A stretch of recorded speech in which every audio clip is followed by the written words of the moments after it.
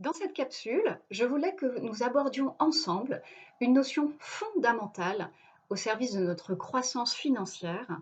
Il s'agit de la conscience de pauvreté que nous pouvons entretenir. Cette conscience de pauvreté, eh bien, elle est liée à des croyances, à des postures, à des habitudes qui nous restreignent, qui entretiennent d'une certaine façon la pénurie. Il y a une expression qui explique très bien la conscience de pauvreté, c'est faire des économies de bout de chandelle. Quand on fait des économies de bout de chandelle, qu'est-ce qui se passe? On amasse des petites choses, des petites fins au service de petites économies, et donc on reste finalement dans une notion très étriquée, très restreinte de l'abondance. Et c'est ça, c'est véritablement entretenir la pénurie autour de nous.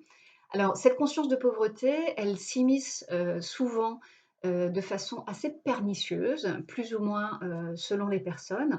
Et je vous propose, à la fin de cette vidéo, eh bien, de prendre un papier et un crayon et puis de lister tous les comportements que vous avez et qui sont en lien avec votre conscience de pauvreté.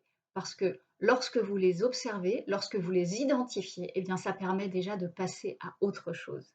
Alors la conscience de pauvreté, c'est par exemple, dans un supermarché, acheter un produit, avec une DLC courte, par souci d'économie sur, 10-20 sur le montant du produit, par exemple. C'est ne s'autoriser qu'à acheter, des vêtements en solde. C'est vraiment tout le temps attendre, la promotion et le prix au rabais.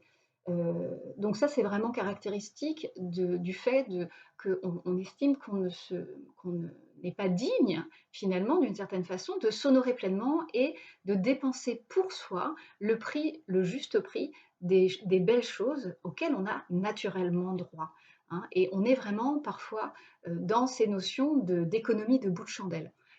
Financièrement parlant, il y a également, un indicateur, assez révélateur de cette conscience de pénurie, conscience de pauvreté, eh bien, c'est le fait d'attendre le dernier moment pour régler ses factures et véritablement, presque d'attendre les rappels pour honorer ses dettes. Voilà. Donc il y a beaucoup de petits comportements comme ça qui, sont, révélateurs de la conscience de pénurie que l'on peut entretenir. Alors, ça n'est pas grave, bien évidemment, mais l'objectif de cet exercice, c'est d'en prendre conscience, hein, de le noter, de le regarder sans complaisance, et puis de se dire, OK, est-ce qu'il n'y a pas des possibilités d'agir pour moi autrement, pour venir contrecarrer cette énergie de pénurie, d'une certaine façon.